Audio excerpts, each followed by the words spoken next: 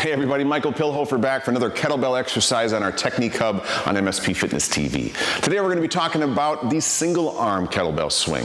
Before we even get down this road, you absolutely must have a solid two-handed swing. We have a great video on that. You'll see a link below in our notes.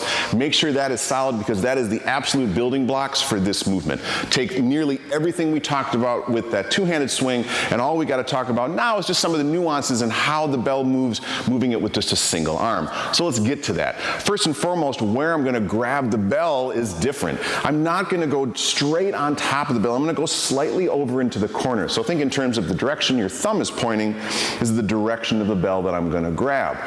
The fundamentals of stance, foot position, how the hips move, all of that is the same.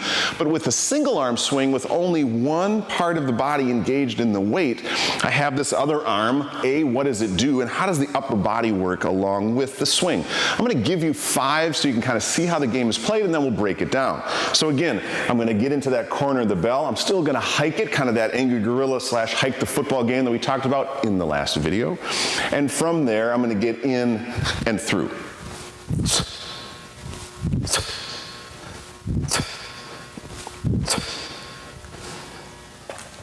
So some of the big points that you can see, some of the overlaps are the hips drive back, the knees stay tracking over the toes. So from the hips down is pretty much a two-handed swing, except I'm just holding it with a single arm.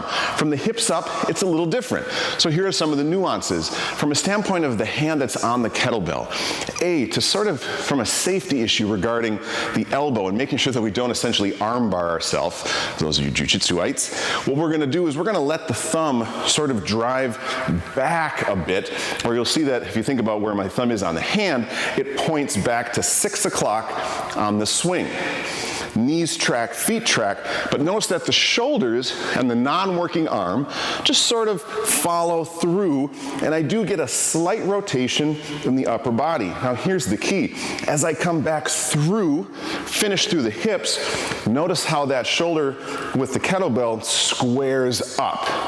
At that point, the kettlebell will come through, there'll be a slight rotation, and now where my hand was pointing at 6 o'clock for a right-handed single arm swing, that kettlebell now is pointing to about 10 o'clock. So let me give you a couple of those again. So back at 6 and out and through, squaring that shoulder off every rep, other arm just sort of following along for the ride. So if I'm doing my job right, and notice that we're straight on, think of it kind of 12 o'clock, 6 o'clock, that bell needs to be tracking in that same line, meaning I don't want the bell to kind of be going off kilter from say like 7 to 1:30. It should be basically driving straight back from you and driving straight through you if I'm doing my job right. That's where that squared off shoulder, that kind of soft elbow, at least for the swing that I do, and just following everything through helps to keep the bell on track versus things kind of getting wonky, which messes up everything. So hopefully that gives you some of those kind of important puzzle pieces for the single arm swing. Remember that it all builds off of that foundation of the two-handed swing. Get that down, get the fundamentals of that down, bring that into that single arm, and then you're ready to go. Make sure to check us out on mspfitness.com, subscribe to our YouTube channel. Have a great day.